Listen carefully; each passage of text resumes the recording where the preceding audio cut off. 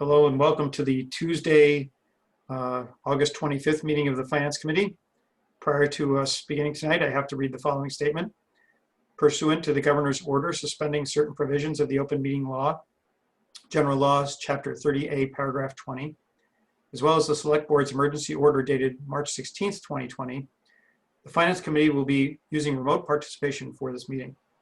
The audio of this meeting is being recorded and will be posted to the town's webpage within 24 hours in accordance with the Governor's emergency action requirement of keeping the public informed of actions during this meeting. I would ask that all participants remotely attending this meeting please state your name for identification purposes each time you speak throughout the meeting. At this time, I will take a roll call of attendance. Ms. Zemer. Here. Mr. Maxwell. Here. Mr. Alfred. Present. Mr. Whitaker. Present. Mr. Murphy. Here. Okay, we are now in session. And as you know, just as an FYI for the committee, we're not on TV tonight because the HCAT is covering the select board public hearing. So not that it matters because we're being recorded anyway, but just so you know, we don't have to worry about Christian or any of that at the end. Okay, so number one on our agenda are the minutes. Now, let me ask a question. Did everybody actually read them this week? Nope. Okay. I did. I did read them. I have corrections. I did too. So do you have corrections too, Vin? You said you're kind of quiet, Yes. Vin. Sorry, I did. I sent corrections to Mark beforehand. Okay. So did you already incorporate those in what you said? Okay.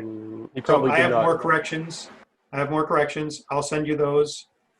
When you have those, send an updated draft, but rest of the committee, next meeting. Okay, we don't want to fall behind again. So next meeting, have those read for approval. Of course, the one time we're not on camera, there's a gnat like flying around my head here. I just want to point out in the minutes, there's a new committee member. His name is Vincent Maxwell. Yes, I saw that too. I noticed that. That was fascinating. Well, I thought it was because you both made the motion at the same time. That's what so I we just put you together. figured, but I suggested that he actually go back and rewatch it just to see which of us. Yes. Yes, and the other comment I'll just tell you right now that you'll see in what I send you afterwards is when a member's not present, you don't have to record them as not present for every vote. You just say at the beginning they were absent, and then the votes are always considered to be among the attending members. All right, cool. Thank you. Okay, so under our Article 1, so that's the minutes. In terms of routine financial business, there aren't any reserve fund transfers or anything that I know of waiting for us. We do have any updates from the prior select board meeting, and on that one, I think Mr. Alfred, you want to say something about that? I'm sure. Yesterday's select board meeting. Now, not about the violation issue that you may have. I'm talking about the content of the meeting. Yeah, so is that at this, wait, hold on a second. I had the agenda pulled up. Are we there now, or the CARES money? No. That's, well, you can save that. If it's about the CARES money, we'll save it for number 3. I'm just saying anything else that anybody who watched the meeting last night wanted to update the committee on goings on at that meeting.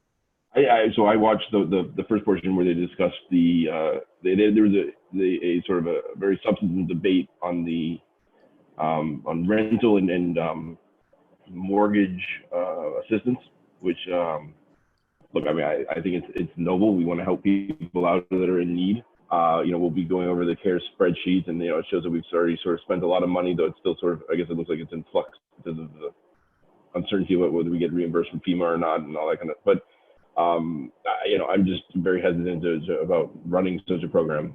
Does everyone know what I'm talking about? Yeah, well, let's save the deep discussion on that for item 3. Okay. Okay. I just think it bears a lot of sort of scrutiny. Unfortunately, we have no official role in the process. The select board can kind of do what they want. One of the most troubling parts to me was the suggestion by Mr. Cronin that actually the select board vote on each request by individuals in town. No, theoretically, anonymous requests, though they're easily, if you knew a select person could get around that. And I'm not suggesting that would actually happen, but I'm just saying that we want to run these programs so that couldn't possibly happen. But also if it's anonymous and people don't actually, and the select board doesn't actually know what the requests are really for and the sort of the need, I'm not sure why they would need to vote on that anyway. Like, it's sort of almost one of these things where it's sort of, either you trust the people under you who are sort of in charge of doing that and are given this information to run the program, or you don't. And if you don't, then you have a problem with someone that's running it. Because the initial request was from Chief Cassidy and the Youth and Family Services Director, was to transfer $225,000 to the Community Action Fund, I think, which actually I've been told is actually a HBA private sort of vehicle, which brings up other kinds of other concerns of mine if that actually is the case. I know some people on Facebook were saying that's actually potentially a private fund. But anyway, apparently that fund already does some of this. I'm not sure where the current funding has come from.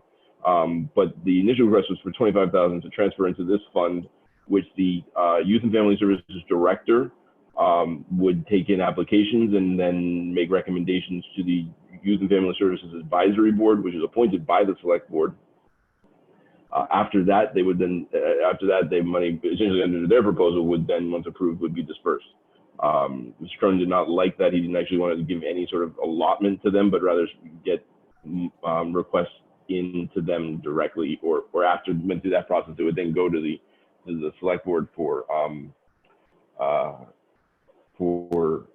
debate or approval or whatever. And you know, and so again, my issues with this are numbered. We don't have a clear view on what the schools are going to need to reopen. There's obviously a lot of negotiation going on right now between the schools and different collective bargaining units for what they're going to require. So you know, it could be that everything blows up or whatever, and we go remote, and then it's really cheap, and we have tons of money. Or you know, they could come up with a plan that all I know is that some of the issues are safety concerns. And the only way to address safety concerns is basically to put in place measures that will cost more money. There's no real way to address safety concerns without additional costs. So, you know, we just don't know what it is yet. And not that I want to spend all that money on the schools, but we also we're not in the fall yet. We haven't seen a resurgence yet. We don't necessarily know what the needs that will come from the town are. And it just seems like, you know, it's a great, I think it's a great, noble cause. I just question whether it's something that sort of we should be using that money for if we don't know that there's other money coming too. So. Yeah, well, I certainly agree that there's an issue. I mean, obviously, we are not directly part of the CARES Act process, right? Just to be clear for anybody who might watch this later, since nobody seems to be watching us now.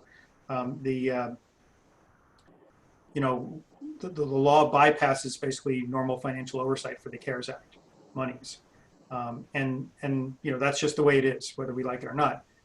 But I do, you know, we've had this discussion before about other interactions between private entities and public funds, right? And I think that is an important component to it. In other words, that, you know, the way I've always likened it is kind of like you look at a private school versus a public school, right? There are certain requirements that all schools have to meet, but then the burden on public schools is completely different because they're under mandates to provide equal access to education for anybody. A private school can say, if you don't behave, we're kicking you out, right? So it's the same with public money, right? The minute you start looking at public funds from whatever source they are, whether the federal government, state government, or local government, they're public funds. And I think the standard of care, so to speak, for how they're used, you have to be much more attuned to appropriate and equitable use of those. It doesn't mean everybody gets everything. But for example, when you look at something like the school lunch program, there's a federal form you fill out and it says, okay, you fill out this information, either you qualify or you don't. And if you qualify, you get funds. If you don't qualify, you don't. I think the concern is when you have a finite pool of money, it becomes much more troublesome to implement because you don't have the ability to really make that black and white decision as clearly because it's based on the funding you have, right? So if person A comes in, you know, presents as I have a need, and person B comes in and presents a similar need, and you don't have money to meet both needs, what happens when you meet one and not the other? You know, there are also, so I agree that there's a lot of caution that has to be taken, especially if the approach is going to be, and again, this is up to them, not us, but if the approach that they decide on is something where it involves public money going to a private entity to control disbursement, right? I think that the risk is not just on what happens with public funds, but it's also on the private entity because the private entity probably unknowingly will become subject to a lot more regulation. I mean, it's kind of like accepting federal grant dollars, right? You can run a lab. The minute you take any federal money, processes you have in your lab have to meet certain federal requirements. And you have to have all sorts of new things that kick in that you don't have if you do it on your own. At the meeting, they did mention that they had spoken to auditors about this and that there is a risk of an audit, and that they believe it's manageable and blah, blah, blah, and that the CARES Act would actually cover the cost of the audit if there was an audit, which is... That to me is I mean, that's not their decision, that's the government's decision, but to me, that's kind of almost, ridiculous, right? Follow the rules and then, don't worry about the audit. Right, but anyway, I mean, I obviously posted something about it on Facebook, and people brought up points about the fact that the town already sort of does this to the assessors and other things, and for individuals, makes individual decisions, and from that perspective, I'd say, well, there's a lot of statute and policy and procedures and years of sort of working on those. Yeah, and there are absolutes, like those exemptions, certain exemptions that you get and certain things, those are things we vote on as a town, and that change the laws to certain limits. And then again, it gets back to you qualify or you don't. It's not you go to the assessor and plead your case, right? It's you meet the criteria for the exemption or you don't. But can I ask something? The assessors, do they actually, I thought that the assessors, the abatements were then, we all then pay the difference. Yes, that's essentially what happens, right? Given, right? We then make up the difference. Yes, that is what happens. That's what the Board of Assessors told us last year, right? It was, which is the total value of the exemptions is basically raised by in a conceptual way. The amount that you reduce somebody else's taxes gets reflected as a minor increase to everybody else in town. Right. So it isn't just the difference in funds. Given. It's not just that it goes away. But as I said, I think the bigger issue is that those are well-defined policies, procedures, and statutes, as you were referencing, Dan, where to qualify for these exemptions, there's a very clear process that says you have to be X times the poverty line or some threshold amount or something like and again, they could apply a similar standard here, but I just think that it's one of these things where we want to make sure that my concern is not that I don't want to help people, it's that I'm worried about the legal liability should somebody come along and say I wasn't treated fairly, right? Well, and I do want to, so I want to say, first of all, just for anyone watching this, this is a noted cause within the CARES Act, noted use of the funds within the CARES Act. I mean, it's not like the select board or anyone else is pulling this out of thin air and trying to. So it's absolutely above board what they're doing, and have been other towns that have done that.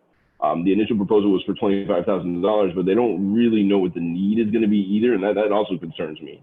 Because if you get $100,000 worth of requests all at once, or steam, then you can't. I mean, I don't know how you can possibly put out something saying first come, first serve, free money, and if you qualify, and I mean, just it's a little bit tougher to sort of, once you start that process, to start turning people away that meet the same criteria that you have already paid people out of. Right. And we're in a tough spot, so we want to look.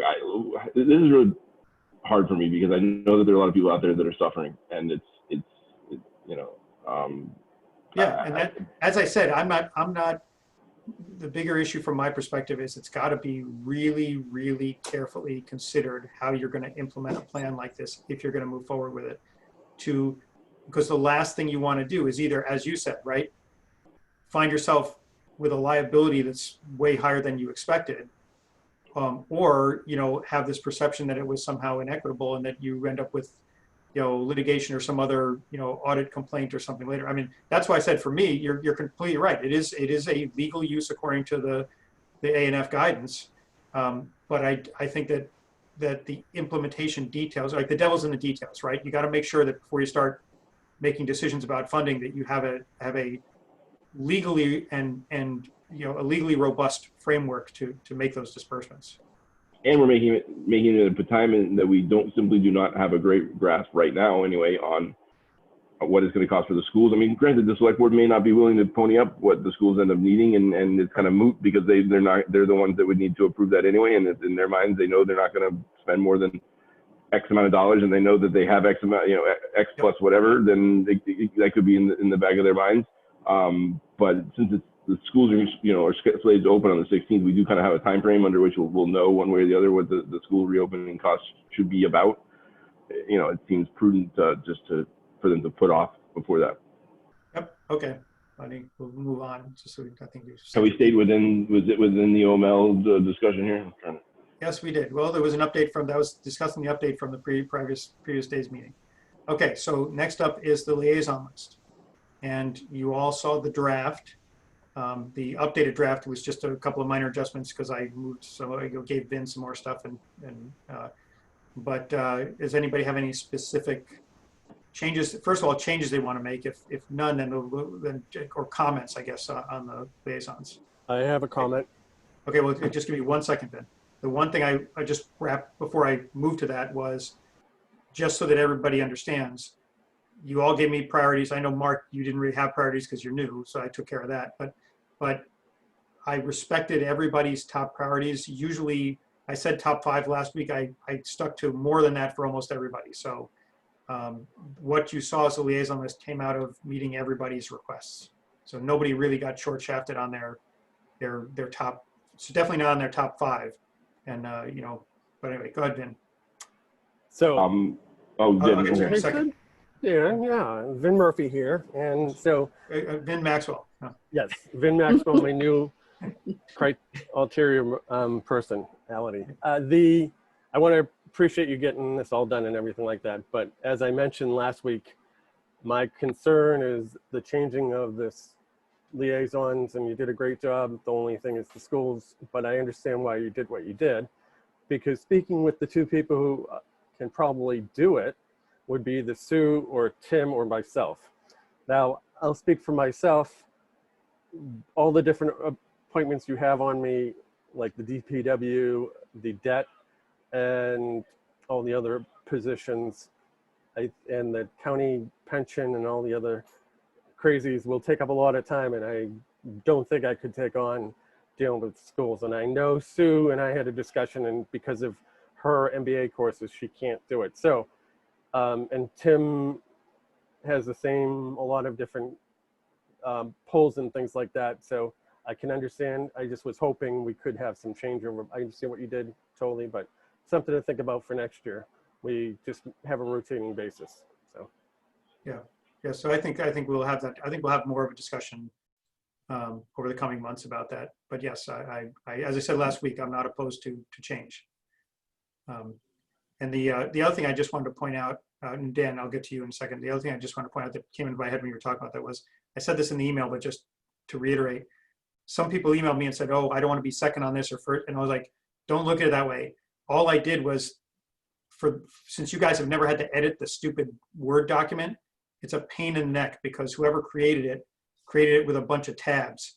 And so every time I changed the liaison, so I finally said this year, screw that, I'm going to put it in a spreadsheet where I can have just columns, and it collimates the data very nicely. So in areas where we had more than one liaison, I just added a second column. I will then take that data and put it back into there's stuff that's hidden there, but basically to give it back to Travis.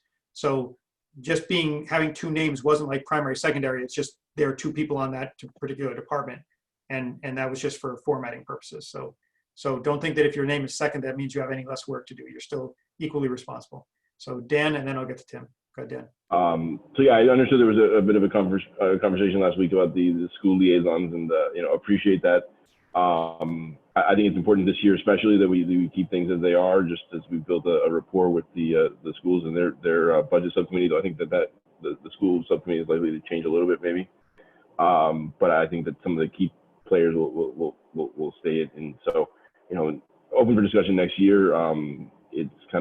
It's one that I've enjoyed, but obviously there's the 800-pound gorilla. I didn't say that. Just for the only thing I was just thinking, and Vin, you're likely to kill me on this one, is that for the pension and benefits, does it almost make sense to just make Vin and Ken liaisons for all of them, and sort of lump them into one? I mean, only because it's just sort of, I don't think it really matters so much, because some of them aren't going to be a lot, but I think there are probably conversations that might come up under some of them that, if you're doing Medicare and health insurance, the sick leave and unemployment insurance also kind of come into the conversation when you're doing it. It's just, I don't know, it's just a streamlining type of thing. again, don't. We Yeah, basically I actually are. thought, It's I actually only- thought about combining those for that very reason, because Yeah. like you know, The only other thing, I mean, sick leave is what? Just kind of a booking thing. So Yep. that's not really, and unemployment Right. insurance is, hey, this is what we think. And yes. Right. the pandemic was a big, there's no real involvement, I don't think. The only other thing is, Vin, would you like a second Dunn County retirement? And I would volunteer Then- myself if you did. If you Yeah, don't I want think it probably I- wouldn't hurt. And you have the I- experience of dealing with investments and things like that, so that we can, because it's going to involve in trying to get information from the Middlesex Retirement Board. It seems like it's going to be pulling teeth. So yeah, I would gladly have you. Okay. Okay. I wanted to volunteer, but if you want to do it yourself, I was Nope. also not going to force that. So, I'm not Okay. that type I of person. added you as a second on retirement then, Dan. and then I will give up the planning board. No. No, you just stuck with that. I will tell you that, right, with you taking that actually brings you up to where Vin and I are. Okay. So the way the distribution is very even. It's Well, the sealer of weights and measures is going to take so much of my time. I'm just not sure I will Right. have other time to do. With the Why do zero we budget.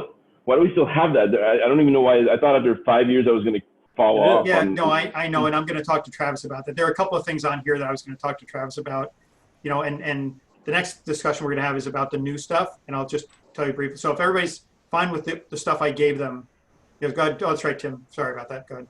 Sorry, I heard the point made that in the middle of all this, changing the liaisons to the schools might be a little more chaotic than we need, contentious than we should invite to that situation right now. And I completely support that. It's a good point.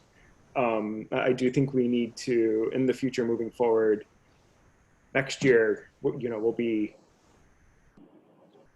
the pandemic will have been going on long enough where we should have been able to get our controls and situations back in place so that we can start rotating membership on our liaison assignments with the school. I'm knocking on wood, Tim.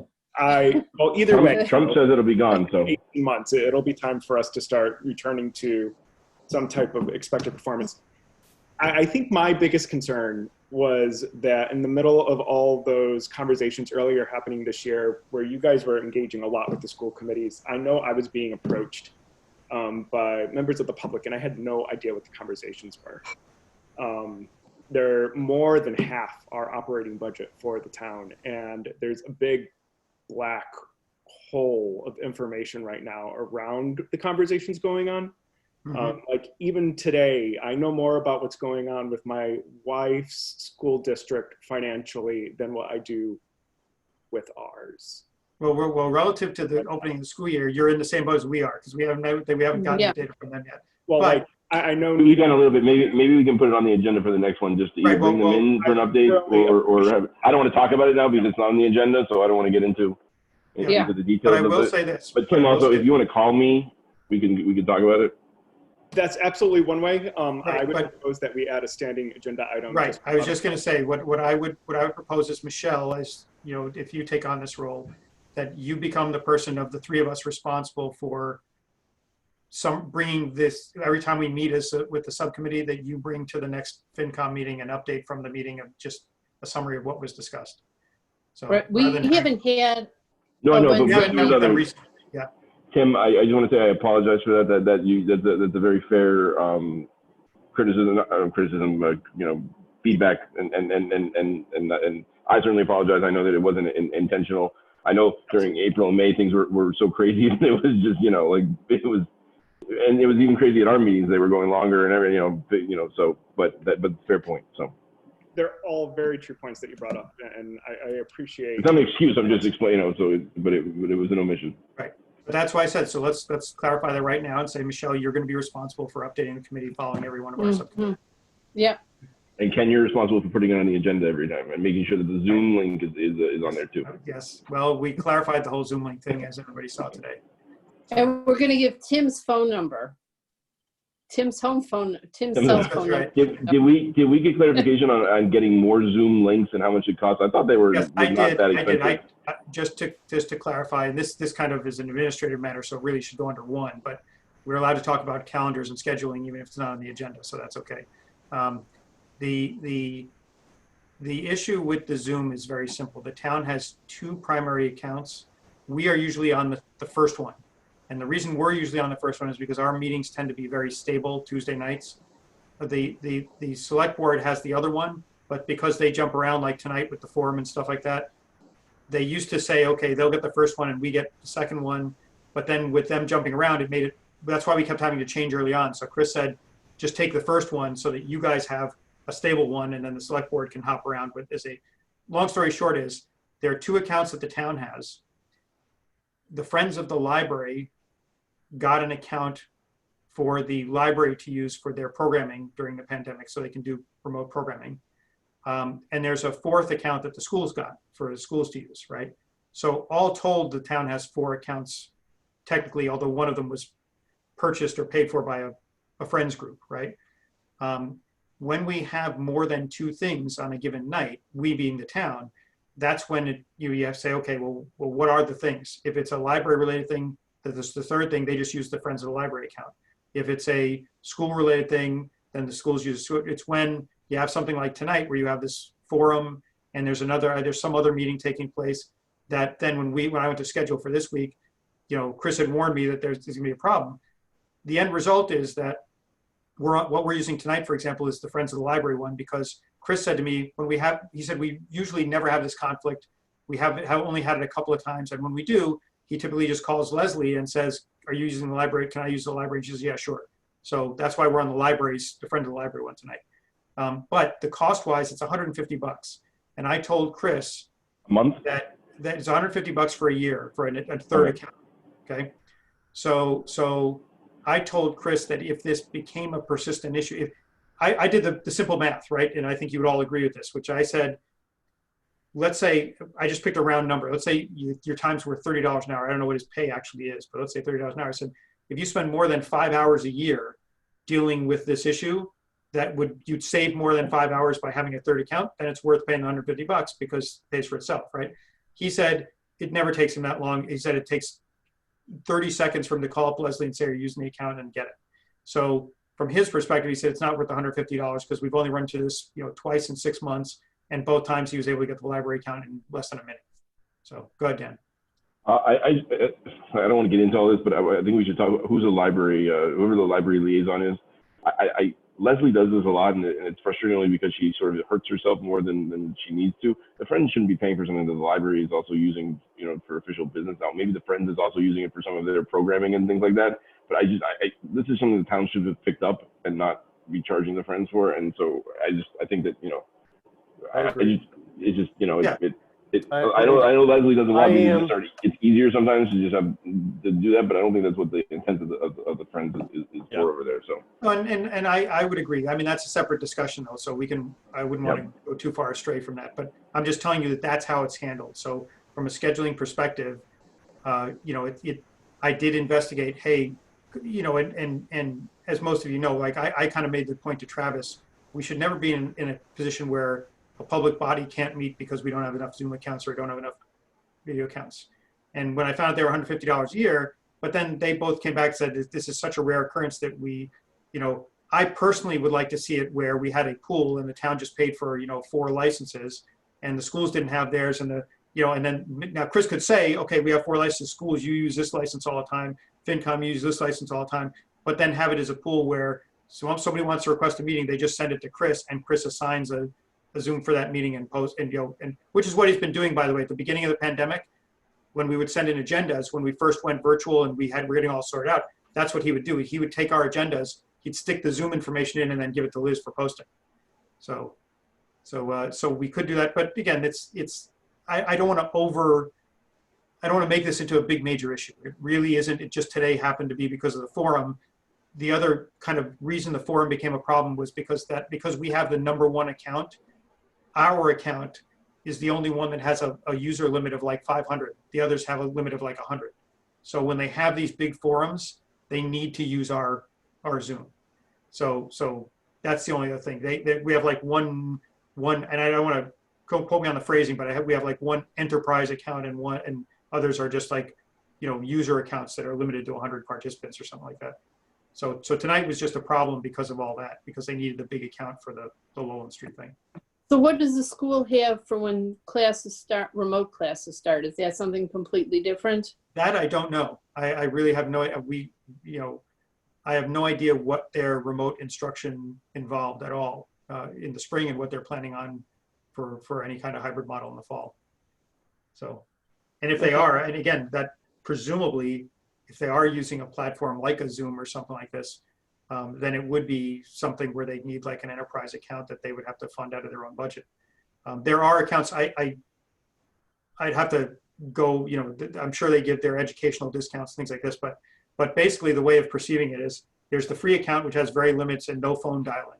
So we can't use free Zoom accounts because we have to have the phone dial in for a public meeting, right? So you go to the next tier is the one I told you about, which is like the 100 user limit one, $150 a year. You have the phone dial in, but it costs you money. But then it goes up to like, there's a top tier that's a lot more money. It's something like $20,000 a year, but that gives you like, 150 licenses and unlimited, all sorts of big, enterprise level perks. And it may be that the schools just do something like that where they pay, again, don't quote me because I don't know what they're doing, but it may be something, presumably if they're doing this at the scale of having, 50 or 60 or 100 classes Zoomed a day, that they're doing something like that where they're paying for an enterprise license to do it. Okay, because I was thinking if this ever happened again, maybe the schools have something. Yeah, well, that's, with regards to we all know this, right? School funding is really weird in the sense that some of it has to be kept separate because of federal reporting. That's true. Others come through town. So sometimes they share with us when they can. Sometimes they can't share with us because of federal reporting requirements or can't be used for non-educational purposes, blah, blah, blah. Or the license. Certainly it's a discussion we should have as a town, right? Because I think initially it was, we just need the capability to have video meetings. But if we're settling into a situation where the school may be hybrid for the whole school year, for example, right, on an ongoing basis, is there something where we consolidate and get one, can you get one enterprise account that covers all the school needs plus all these needs where we don't ever have a Zoom issue? But, I'm sure Travis and Chris will look into that. So anyway, that's the Zoom story as to why we ended up where we ended up.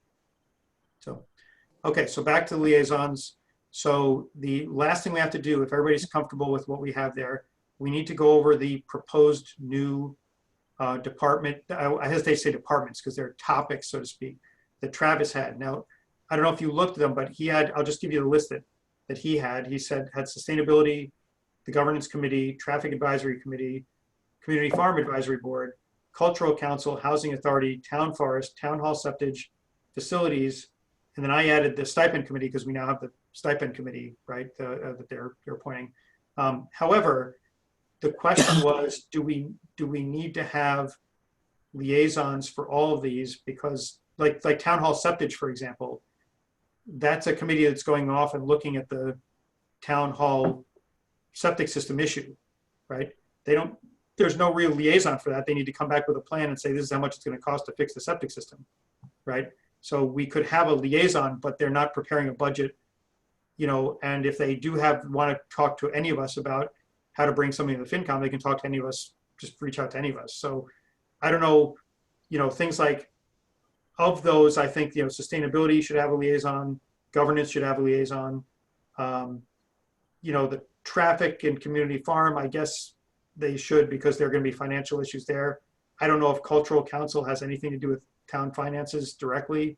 I don't know if the housing authority there's the housing trust, which does have financial issues. I don't know if the housing authority has any town financial things that need us on it. Town forest, I think that's DPW, right? Because it's technically it's not up branch, but we have tree warden, right? So technically the tree warden and the town forest should be. And I really appreciate being named the liaison for the tree warden. I really do. Hey, I did that for one simple reason. Because it's DPW. Exactly, because DPW related. So so I don't know how people feel. I think that I did talk to Sue, and because I said to her, if this comes up and we assign liaisons, what would you prefer? And so she told me her top, just give me a second here and I'll tell you what she said. She said her top one was community farm advisory. So you can take that if the first question I ask is, do people feel that we need to assign liaisons to all of these, or do you want to wait? Because the other option is wait until Travis yeah. finalizes the list and then. Well, I think we should have one for facilities manager.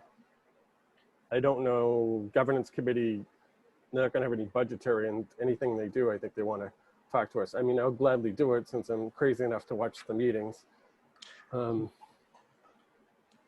So, well, that's right. On that list, the only one that I had that had any real, I think, liaison-worthy budget implications was facilities. So, yeah. So I don't know how people feel now. If we think we want to have one for facilities, then I would say we want it to be someone other than Vin, Dan, or me, because we're the top 3 assigned. Everybody else is at one open slot. So we can either give it to Sue or Tim or Michelle or Mark if you guys want to, if one of you wants to step up for that. Well, I'll do it, but Sue seemed to have an interest in the software. Okay. She seemed to have a lot of well, interest. Sue's on the in it. capital subcommittee, so right, so we have this indirect relationship to facilities anyway. I'm just looking at where she had it on her. Yeah, she actually wrote that on her preferences. She said the facilities manager should be covered through the capital subcommittee. So we may not even need a liaison for that because Craig's going to be at the subcommittee meetings. So if that's the case, then we can just defer liaison assignments until Travis finalizes, and I'll have some discussion with Travis about some of these as to whether they even need liaisons. Just for the sake of engagement, do we want to have a named liaison for the traffic advisory committee? It seems to be a hot button topic. Yeah, for traffic advisory, maybe are you volunteering for that, Tim? You can put me down for it if everybody else feels it was appropriate. Now, is that Tim Murphy? Because you know we got Vincent Murphy. No, Tim Maxwell. Vincent joined my family, not the other way. Oh, that's right. Yeah. Okay, so I'll put Mr. Maxwell there. Okay. And I guess I could put, I mean, I agree. I don't think we necessarily need somebody for governance. They're going to come to us anyway. I'll do sustainability if you think we need someone. Okay. Well, let me just put that there. And I'll give Sue the community farm. Okay. Cultural content and town forest. Yeah, I think everything else should be covered, right? Because as I said, Did you want to do the septic? Because I did used to be a Title V. There we go. There you go. Yeah, but you can do 2. You can take sustainability. Well, see, if you do a composting toilet, then you combine sustainability with septic, right? Right. Please, no. Those things. That might be the only option. That would turn town hall into a new thing. Yep. Okay. We'll be a brown community instead of a green community. See, I can say these things when we're on TV. Just kidding. Okay, so I'll put Michelle. I'll put you down for sustainability and town hall septage, and I have Tim down for traffic advisory and Sue down for community farm advisory. I don't think we need anything for any. I think the other ones. I think we don't need liaisons for. So except maybe the stipend committee. Do we want to have? I can do that if you want. That's that. I think we should have one for stipend committee. Okay, so I'll do that one. I mean, if we're going to do one for the governance, but like I said, I think I'll gladly throw that out, but I think they're going to come to us. Yeah, well, How yeah, we the do other thing this. about governance is they're going to come to us and they're also trying to wrap up in like a month and a half. So I know it's not happening. It's a 3-year commitment, but nonetheless, they're trying to do everything before town meeting. yeah, which is a separate issue that, which reminds me, jumping back well, actually, let's finish this. So you heard, I said Michelle on sustainability, Tim on traffic advisory, Sue on community farm advisory, Michelle on town hall septage, and me on stipend for the additional things. Anybody have anything else? I think the others we don't need liaisons for at this time. So if that's the case and everybody's happy with the assignments, then I'll entertain a motion to accept the liaison list as amended tonight. So moved. So moved. Second. Okay.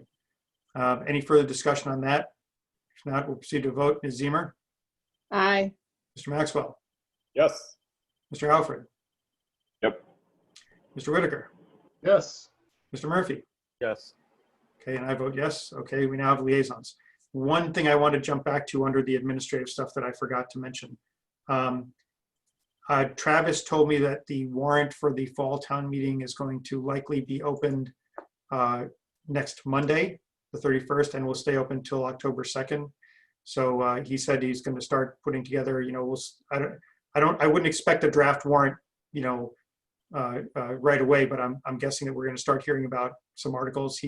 I have communicated to him. He asked my opinion about the fall town meeting, not in terms of whether to have it, but I kind of said, when it comes to populating the warrant, I personally, not as a committee because we haven't discussed this, I said I personally feel that we should be cognizant of the fact that it is pretty certain that an October town meeting would be held under pandemic conditions like we did with July, which almost certainly restricts both the, which almost certainly restricts attendance. And so I said to him, in any environment where we're having a town meeting where the town cannot fully participate in robust discussion, either because a group, for example, the seniors that are an at-risk group, I don't think we weren't blind to the fact that at our July town meeting, there were way fewer seniors, if any, in the room than there were at prior town meetings, right? I suggested to him that we stick to the same kind of thought process we did in July, which is stick to articles that are necessary to keep the town operating. I obviously it's not my decision, but I said, I would hope that things like bylaw changes or, the EDC wants to come back with their proposal about public funding for private property and some things like that. And I said, I think that anything it's not, not essential to the operations of the town, so to speak, or the ongoing, operations of the town, really should be deferred at least until May, when we will hopefully have an ability to have a town meeting with that everybody can attend. I'm most concerned about bylaw changes and those types of things that are more permanent changes. I think that you really need to make sure that anybody in town, you can have a robust debate about certain topics. So, but I just wanted to pass along that right now it looks like the warrant's going to be open starting next Monday. Could you have bylaws on a special town meeting? I don't know. I mean, I haven't. believe it seems like you can if they're initiated by the select board. Yeah, I think that there are restrictions. There are restrictions, but the thing, see, here's my little just opinion on it. Again, just my opinion. May town meeting is the primary business meeting of the town, right? It's the annual town meeting. It's where we consider the budget. It's where we, on a non-pandemic situation, typically have 40 or plus articles. We consider most of the town's business.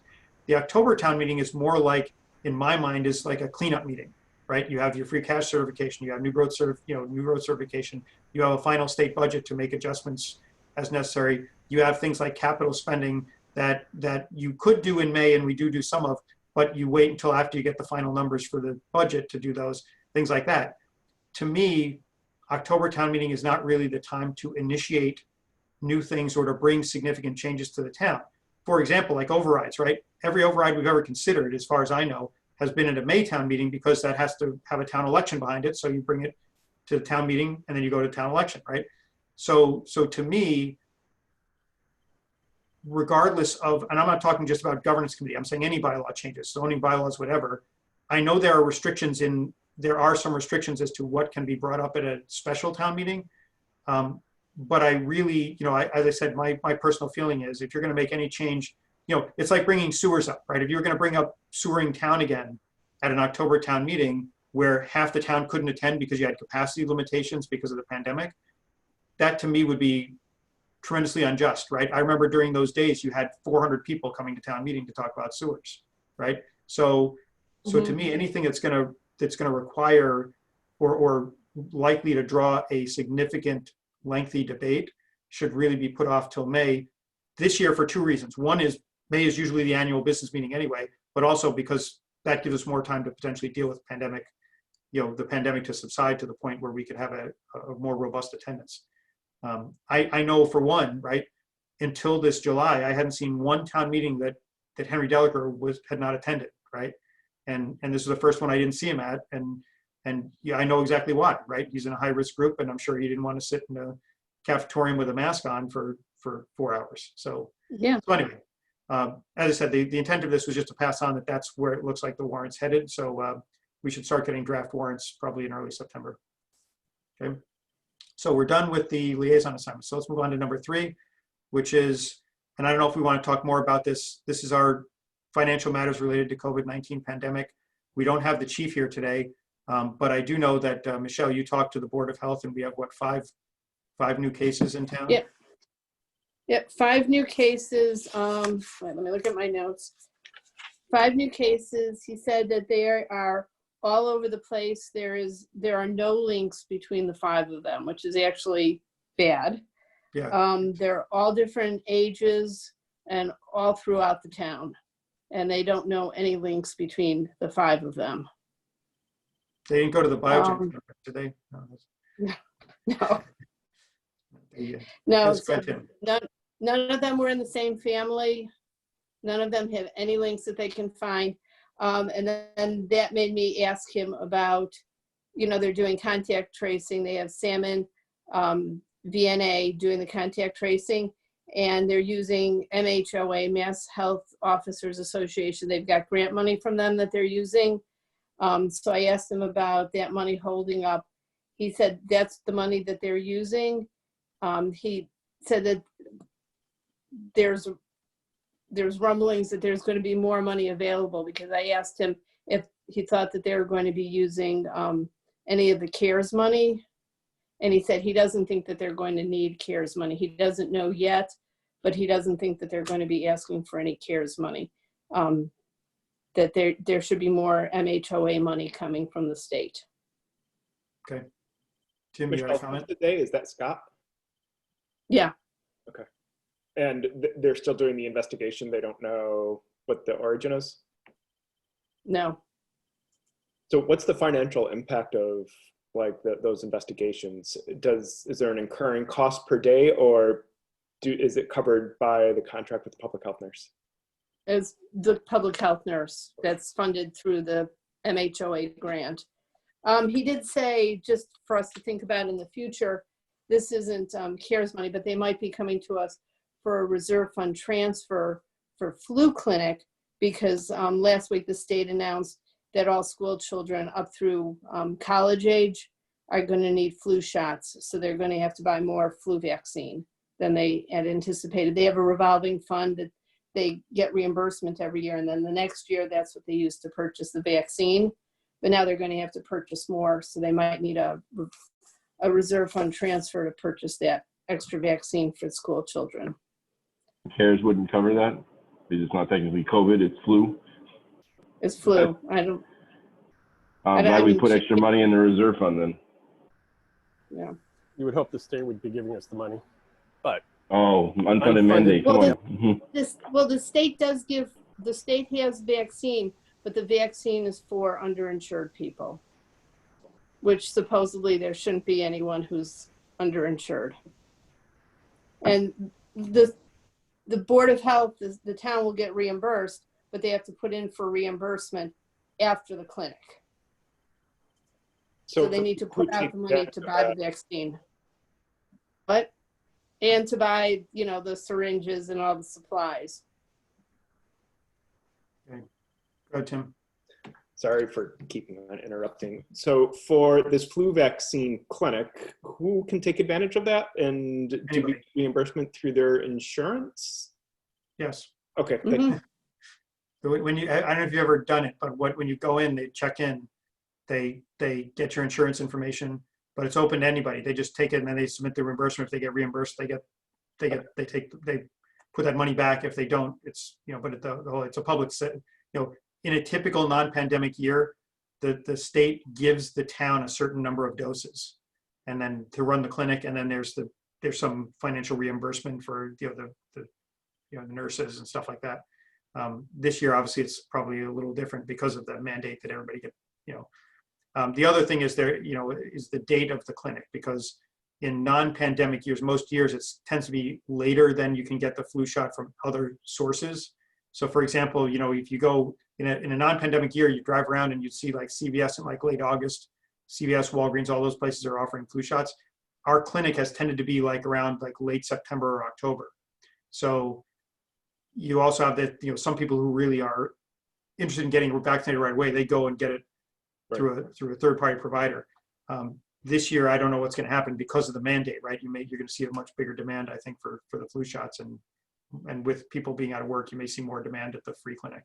So in full disclosure, the company I work for does make flu vaccines. So if any of those types of things came before us, I would excuse myself for it as a conflict of interest. Either So you're saying if I get the flu, you're going to recuse yourself? No. So, okay. Okay. So as the other thing on the CARES Act stuff is the spreadsheet, which I think Travis sent to everybody. I don't actually know. He sent a summary. I think did you guys get it, or let me just check. I Yes, have he it. did send it. Yes, he sent it to everybody. So this was the updated spreadsheet of the CARES Act through, I'll hold it. Okay, that's interesting. Hold on one second here. I'm just pulling it up and then it just disappeared from my screen. Where he shows that, the total, it shows basically the quote encumbrances, so forth, of what the select board has approved to date. And it looks like, where is it? 502, 585. They got some more reimbursement, I guess, last week. So, oh no, so I stand corrected. It's 687, 642. So it hasn't really changed from last week. So it still shows. Now, if you look at what the anticipated FEMA reimbursement is, we have potential capacity of about 800,000+. But actual capacity is about 150,000 less than that right now because we're waiting for reimbursement. So yes, go ahead, Mark. So last week, and I don't know if it's appropriate to discuss this, and if it's not, please say so. Last week, you had mentioned that the school budgets were looking to far exceed those numbers available. And it got me kind of thinking over the course of the last week, thinking, geez, I understand these safety considerations. I think Mr. Alford brought this up earlier. That safety considerations, the only way to really will do it is to pay for the safety upgrades. It honestly has started to make me scratch my head saying, why, I mean, maybe we don't even have a say in it. I think based on some of the things you said earlier tonight, we don't have a say in it, but why would we waste our money like that? It just seems like so absurd when we just have this other robust remote learning potential that we could go after. So are you saying, why would we be obligating the CARES money to other things at the moment when we know we're going to have that too? But I mean, especially I think we can also talk about the school committee thing at this point in time, because they were trying to fall under the, well, not school committee, the select board meeting the other night with the $225,000 transfer. It just seems like we're running the risk of shortchanging ourselves in a large. Oh, okay. Just to be clear, it's the mortgage thing was 25,000, not 225,000. When Dan said it, came across initially, right. But that was an initial grant, so that's their thinking, But to your point, that is exactly what Dan was trying to express earlier. That the concern is that we are fairly certain it's a use it or lose it money. Now, personally, just my opinion. We use it if we have to, but we don't use it just for the sake of using it, right? We would never like a department that came to us and says, "Hey, I bought 8,000 pencils in the last week of the year because I had money in my budget," right? You'd say, no, if you didn't need the pencils, don't buy them and return the money to the town. So I feel the same way about the federal money, right? But having said that, we are fairly certain at this point, right, that the needs of the town will exceed the amount they gave us, okay? Now, we don't know for sure. School committee's still deciding what they're doing, still finalizing costs. But your point is exactly what Mr. Alford was trying to make, which is knowing that we are very likely to need every cent of that. Why should we be looking at using it we should be looking very carefully at the uses and making sure that they're the highest, best use, so to speak, of the money. Just to put some numbers behind it for you, Mark, the last we've seen, and granted it's been a few weeks, I don't know, 3 weeks or so now, and they're still negotiating, so it could go higher. The schools thought they needed about $730,000 to get them through December 31st. However, that amount did not include health insurance and other employment costs and there are 33 or so FTEs included in this. So that's actually probably a pretty high number, maybe even, you know, $300,000-$400,000 for that whole Benefits, thing, bit for benefits. Nor did it fully factor in some lost revenue that they had budgeted they had expected to be about $200,000 over the course of the year. So maybe $100,000 up front. So you're probably looking at a number as of then of north of $1 million, maybe 1.1 or so. And that's before you add up an additional costs that they're going to get as you go through. They have $600,000 that they've gotten directly from the state, which is the $225 per student. And so the delta would be what they would need from the CARES money. But as you can see, you're talking maybe $400,000 or $500,000 from the CARES money. I mean, you know, a lot of moving pieces and stuff, and it could be more or less. But I mean, just sort of round numbers. That's kind of how I read it. They are kind of downplaying that a little bit because I think it's in their interest to do that, because their main goal is to reopen the way they put this policy together. I think they could save a lot of money. I don't know a lot, but they could definitely save some money. They haven't actually stated how much if they were to go to a full hybrid for the Placentino school, that they're trying to go full back, because one of the big costs there is a ton of additional staffing for extra rooms and for the extra rooms and stuff that they're going to be needing for spreading out. So, but again, you know, as everyone I think probably knows, it's not a secret. We don't have any insight into it, but there's a lot of negotiations going on with the teachers, and who knows what's going to come out of that. And keep in mind also the teachers don't have a contract, so it just sort of compounds on itself. A quick follow-up on that. I'm sorry. A quick follow-up on that is the number that you changed from 225 to 25. Well, they changed. Somebody changed. The point is it's 25, not 225. That just seems like it's absurd, because it's not, I mean, what is that actually going to accomplish? I mean, it seems to me like that's way too small a number to be real. It's all a political thing that they're doing. It's entirely some sort of way of basically saying we helped with mortgage relief, and when they go to the end of the year and they put together that silly sheet that they put together all their accomplishments, I'm sure that'll be mentioned 3 or 4 times on it. But you're right. If they open this up and the need is significant, you could easily, I mean, who knows? I mean, there's tons of people that are out of work or have any kind of need, and if you don't sort of set real parameters for what the need is, and as I brought up, I'm like, well, if the person loses their house, but they have $1 million in their retirement account, right? So they don't have a lot of liquidity, but they've got $1 million in their retirement account. They've lost their job. You know, if they don't, they would have to take money out of their retirement account to sort of continue to pay their mortgage.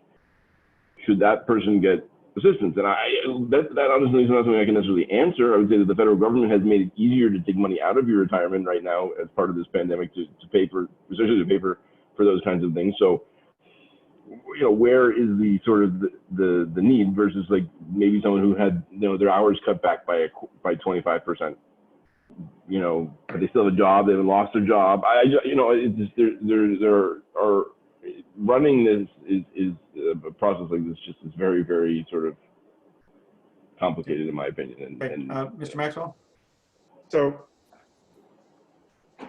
it keeps coming up about the mortgage assistance. So I don't want to gloss over it. It is a real need in our town for those people that are affected in that way. I think my big concern is we don't understand what the need is. So how do we fund something where we don't understand the cost?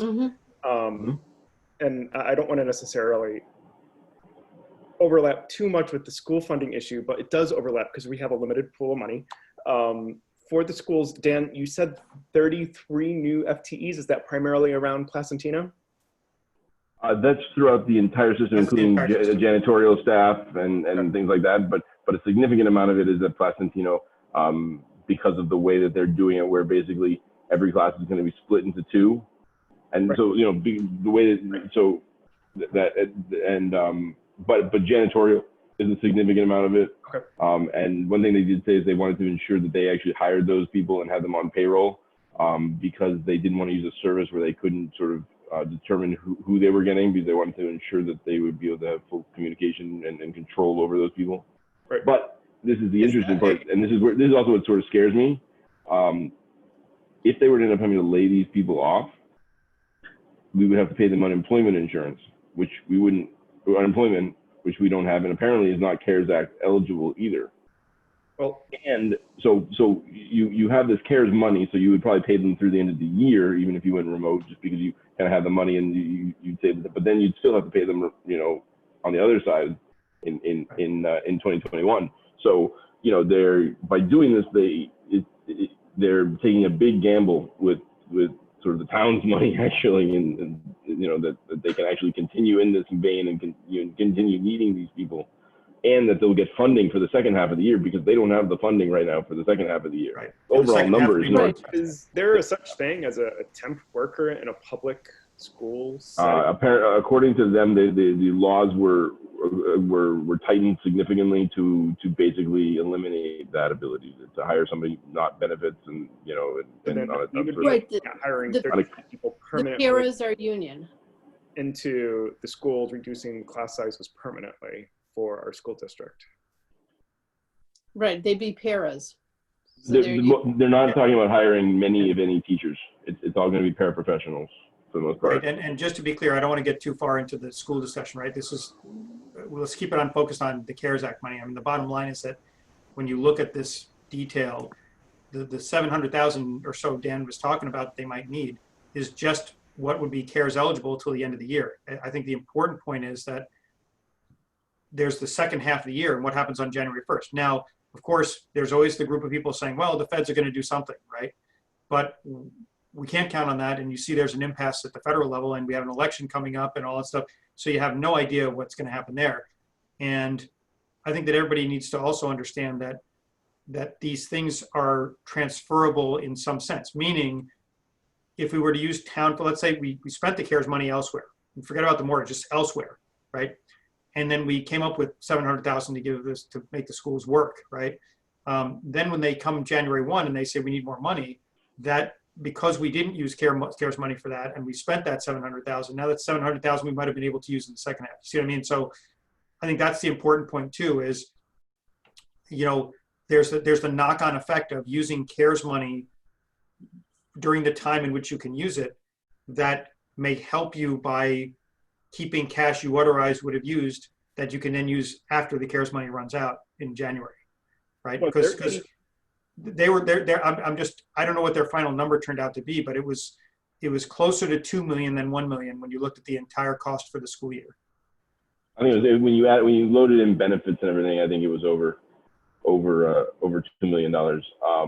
And granted, they're going to argue back on what the load for benefits should be because of who takes it what and from insurance. But I think if anything, they actually have current employees who probably have a laid off spouse and they end up upsizing from an individual to a family plan or from maybe nothing to a family. I mean, I think that they're going to be sort of surprised in this environment. Most people are going to want to be on government insurance plans. So it's a big number, and there's a real hesitation on my part just in that once you hire those 33 FTEs, you own them in one way or the other, and if you can't fund them, you lay them off, and then you still pay them, through the unemployment insurance, and so. Is the only source of emergency funding for pandemic funding for the schools through the same CARES pool that the rest of town is drawing from, or did the schools get any other? No, they get 600,000. Yeah, let me clarify that because I think there's a lot of public confusion about that, right? The CARES Act covered a whole bunch of different things. And one of the things that it did was it basically provided, for lack of a better term, a block grant to the states. Now, in Massachusetts' case, we got a total of 2.7 billion statewide. What the state then did is they said, okay, we're going to take 25% of that amount, right? 25% of that 2.7 billion. We're going to dedicate that to this, what we are calling the CARES Act money, right? So they do that. They take 25% of what they got. They put that aside in this thing, and they say, okay, Holliston, you got 1.3 million, and that's the CARES Act money we've been discussing, right? But in addition to that, they still have 75% of that 2.7 billion left. One of the other things they did with that was they said, okay, we're also going to do this school help thing where we're going to give every district $225 per student. So now cut another piece off that 2.7 billion, and the schools get a direct payment of $225 per student, right? Then there was this 25 million. I don't know if you recall when Carolyn and Karen spoke with the select board, they mentioned a technology grant, right? That was like a $25 million grant program. That was another slice of that 2.7 billion that they said we're going to carve out, and we're going to have this 25 million technology grant program. So in essence, all these programs are technically CARES Act programs because they are all in the CARES Act. But when we talk about the CARES Act money, we're talking about just that municipally allocated piece. Now, has the state used the whole 2.7 billion? Not yet, right?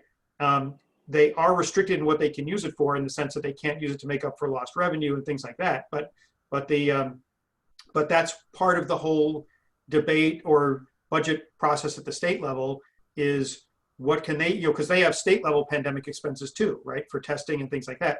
So potentially there's some other programs they could come along. There's another one, I don't know if you heard about it. It's the it's not the Complete Streets, but it's like the Complete Streets. I think Ms. Hine was talking about it at one of the select board meetings, where it's this fast acting grant program where you can apply, you get small amount of dollars fast and things. That was another program they set up from the CARES Act, because that was allowed, because the CARES Act allowed for municipalities to make improvements to facilitate, distancing and outdoor, business engagements, things like that. So there may still be more programs coming, but that 1.3 million, that's it from that slice is what we have. Personally, I think that the state is betting that some of the updated assistance from the federal government would be freedom to use the rest of the CARES money to plug revenue holes. And so they're purposely not trying to give it to the towns for other needs or for things like that, because they think that they're going to be able to help plug the budget. And that may, and then it's not entirely unfair. They may think that may be the only additional assistance that we get, depending on how things go. Now, I think we all know if Joe Biden gets in and the Democrats take the Senate, I think the floodgates open, and all of a sudden we'll have more money than we probably need or want. We'll have that problem. But yeah, I don't know. I don't even want to speculate, because it always sounds that way, but it hardly. I mean, look at what happened to Obamacare before it became Obamacare, right? They had Democrat. It's more likely that we'll get more money. Well, it's more likely, yes, but I don't think it's suddenly like manna from heaven. And as you know, if you keep printing money, eventually a loaf of bread costs $60. So, Michelle. There was the part of the CARES money that was set aside for technology for schools. There was a thought that it could be used for like Chromebooks and technology in the classroom for remote learning. But that money was then set aside for schools for lower socioeconomic communities. So that money couldn't be used in Holliston. Right. So anyway, so the bottom line, to stick to the agenda, which is the CARES Act. That's why I said the CARES Act funding really encompasses, you keep hearing about all these programs, but it's really all coming from the same source, which is this 2.7 billion. But we, and this touches on something else that I think is very important related to the CARES Act, which is the state will not officially say this, but my thought is they're clearly waiting to see what the feds do. Just like we talked about last week about the level funding of local aid, the CARES Act money ties into the state budget in the sense that, to Dan's point, if the federal government comes along tomorrow and says, hey, now you can use that 2.7 billion to plug revenue holes, then the state may use the entirety of the rest of it to bolster the state budget and try to close the revenue hole, and say, okay, you're going to get it in this form of level local aid, right? But if the Fed doesn't do that, or if there's an impasse and the CARES Act just expires as is on December 31st, right? Then, the state's going to have a big problem, because you're going to be halfway through a year and you're going to have to plug a big budget hole, right? Which is why we all agreed last week, it's not prudent to change anything on our side based on what they're telling us until we see what a final budget looks like. But in any case, the point is that I think that that's even more reason to be cautious, because from a priority standpoint, right? Obviously, public health and public safety, public health is number one, but that also translates into getting our kids in school and getting them an education, right? So I think that and I'm not saying this from the point of view of whether they should be in school or not, physically in school. I'm saying getting the schools at a point where they can deliver a quality education through whatever means, remote, hybrid, all in person, whatever, is should be one of the town's priorities right now.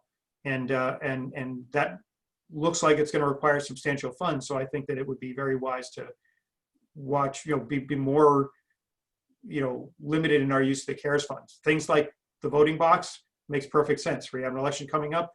you want, that's definitely pandemic related. But do you, again, we got to start thinking carefully about some of these things. Go ahead, Dan. Oh, no, I thought you raised your hand. So nope. okay. Just made a motion Okay. to my daughter. So does anybody have anything else they want to comment on the CARES Act stuff? You saw the spreadsheet. Travis will continue to send us updates as things develop. So, okay. Let's move on. FY21 budget. I have absolutely nothing. I haven't heard anything, which is good, because if I'm not hearing anything, that means that nobody's blown up their budget yet. So, so I don't think there's anything to add at this point. Everything seems to be moving along. That's good, Michelle. I do have a question. Now that we have our liaison list, what should we be telling people about capital? Well, I think that the answer to that question should be deferred, because tomorrow night we're going to have the capital subcommittee meeting, and we're going to meet, Okay. it's going to be Travis and James and the capital subcommittee. I think we'll have that discussion at that meeting as to what our plans are going to be for capital in the fall, and in terms of use of the asset management spreadsheet versus possible deferral of items because of budget. I will point out though, and I've told this to several people in town that have asked me things like, why are we doing committee, right? The capital expenditure money is capital only, right? We don't have the ability to use it for anything else. So it's not like we spend it in a pandemic, right? We do, but the flip side of it is that when we spend money on a dump truck or something, or on committee and field, that is not coming at the expense of operating money for the schools or for the police or for anybody else, right? That's money that has been dedicated for the capital purposes. So that's, I know you know that, Michelle. I'm just saying that for anybody who watches. Right. So wait until after you guys meet. Yeah, after we meet Okay. tomorrow. I think that that's because I think that that's a conversation I'd like to have with Travis at that meeting to say, what do you think the select board's thinking? As you know, they were some items they deferred from July. I certainly think that if they have a need, they should bring it forward, right? And then we'll have the discussion as to, is it something we really need right now? Is it something that we can defer? Is it something that we can defer, but it's going to be needed in 6 months anyway, so we might as well do it now if we can get better pricing? So I said, let's have that at the capital subcommittee meeting, and then we'll report back at our next full meeting. Okay. Anybody have anything they want to comment on the FY21 budget? Who's the additional member of the capital subcommittee? I'm sorry, I missed that last week. It's Mr. Maxwell. Not the Vincent Maxwell, the real Mr. Maxwell. Congratulations, Tim. Thank you. Yes, so Tim will be part of that discussion tomorrow. As an aside, real quick, read the minutes. What'd you say? Read the minutes. I was at the meeting. Yes. That's Mr. Vincent Maxwell? Yes. Yes. Okay, so anybody have anything else on FY21? If not, we'll move on to our last thing, which is what do we plan to do about the fall and town meeting? So what I would say is, first of all, in case you were wondering, we had this discussion last week where we said, we're not going to meet for 2 weeks, and then here we are tonight. The reason for that was when we brought up the election last week and the difficulties that, then when I looked at other days, I could not get a quorum. From the feedback I got, there was no way we were going to get a quorum on any of the nights that might work next week, which is why I then shifted to today. So, so I don't think we'll be meeting next week because of the election. But I think that we will have to meet on the 8th. I think at that point, we hopefully will have at least some inkling as to what the warrant's going to look like. Again, nowhere near a final draft, but my guess is that if the warrant's opening on Monday, that by September 9th, we'll have Travis will have at least a first cut of it. The other thing we'll go ahead, Dan. Has anyone told the select board, or do they understand that if we proceed with an October town warrant or town meeting as currently planned, there is a strong likelihood that we would need a second special town meeting? For the schools? For just in general, once we get the final budget? Oh, yes. I did communicate to our liaison and to Ben, actually, that from the finance committee, we discussed this last week, so I conveyed this after the meeting. I said, from the finance committee's standpoint, our ability to finalize the books for FY21 is dependent upon a state budget. So if the state does not have a budget in time for an October town meeting, that we would either need another town meeting or have to defer things all the way to May, or have to push out October to a time So I did advise them. I said our ability to do our kind of cleanup work will be significantly hampered if the state doesn't have a budget. And based on everything we're seeing, we're not going to have a budget. Because remember, if they do a budget in mid to late October, that's after the warrant's published, after the report's gone out. We may have limited ability to do anything at the last minute. And I don't even know with the pandemic when we'll get free cash certified this year, right? Whether they're going to do it quickly, whether it's going to be backlogged because they're operating with reduced staff. So yes, that aspect of things has been communicated to the select board. Okay, but what I'd say is, capital subcommittee will meet tomorrow night. We'll talk about the plans for capital for the fall. We'll come back for a meeting on the 8th of September, where we will discuss that. We should hopefully have at least an idea as to where the warrant's headed because of the fact that the warrant will have been open for 2 weeks. And we'll also have talked to Travis in the meantime to get a clue as to where we stand. Our timeline will be that if the warrant is open till October 2nd, our report will have to be published on October 16th. That's our 7-day, but we always use 10 days, so that would put us to Friday the 16th, which would mean that from a meeting perspective, we'd probably be meeting through October, 13th would be the Tuesday before that. Okay. The only other thing I would ask is for the usual keepers of the calendar for Dan and Michelle, can you check into the Jewish holidays to see what might be a problem this year? They're in September this year. Because this time I was planning a wedding that was supposed to have happened this fall. So everything's virtual anyway, so it means much less. Hold on, let me. Well, I'm just saying that you don't have to let me know right now, but I'm saying let me know, email me if there are dates we have to avoid. So we just have to virtually fast? Okay. Rosh Hashanah is not going to be an issue. It's Friday and Saturday. Yeah, it's week. I remember that because I was planning a wedding, so I remember the holidays. Neither of them are issues this year. Yeah. Okay, good. So then the plan will be we'll start meeting weekly starting September 8th until we have a report for all town meeting. So, and again, subject to change if the select board changes the date or makes any modifications to the plans for town meeting. I do think, and again, it's not our concern directly, but we heard the chief last week in his COVID update mention that they have to start contemplating how they could safely hold a town meeting, because unlike July, school's going to be in session and we may not have access to the cafetorium, and there may be so I don't know what he's been contemplating in that regard, but my hope is that we can as October town meeting is usually poorly attended to begin with. So my other concern about it is maybe we barely got a quorum for July, right? So I don't know what will happen in September. It's not something for October. Not for us to worry about now, but I'm just wondering how we're really going to pull off an October town meeting that usually barely gets a quorum in a non-pandemic situation in this kind of circumstance. But okay, so anybody have anything else on the plans? Any disagreements, concerns about the dates?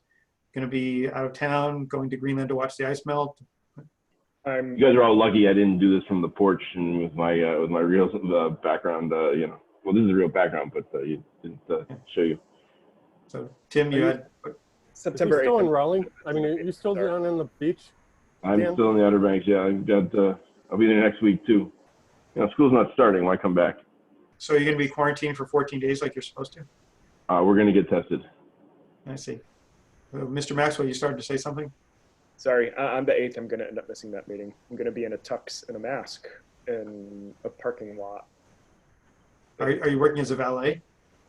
Is it a drug deal, a social business drug deal?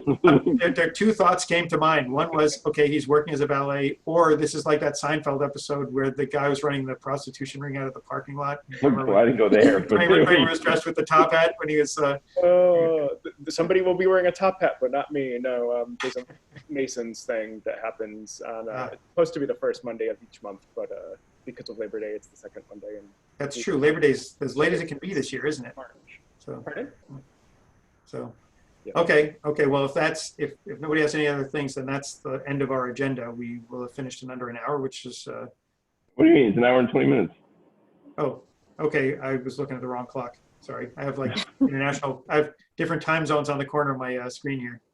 So, Yeah, but, I mean, that means it'd be like a 20-minute meeting. well, you know, that's what I said. That's under an hour, right? The, Motion to anyway, adjourn. okay. So Second. if nobody has anything else, then I'll entertain the motion. It's been done. Motion to adjourn. Second. Okay. Okay, that's not subject to debate. Require a roll call vote. Ms. Zemer, Aye. Mr. Maxwell, Yes. Mr. Alfred, Yes. Mr. Whitaker, Yes. Mr. Murphy / Maxwell. Yes. Okay, and I vote yes. That concludes the Tuesday, August 25th meeting of the Finance Committee. Thank everybody for joining us tonight. And we're done for tonight. As I said, our next meeting will be September 8th. If anything urgent comes up in the meantime, obviously I'll contact the members and we'll go from there. But for now, plan on having next week off. And don't forget, next Monday, for anybody who watches this, next Tuesday is the primary. So if you're interested in the primary, get out and vote, or vote by mail, or vote right now via early voting, which I think is available till this Saturday or something like that. So So- vote early and Okay. vote often. Is that what you're Right. telling us? Regular town hall hours. Okay. Right, regular town hall hours, right? So, okay. But anyway, we're done for tonight. So thank you and good night. Bye. Our mail-in ballots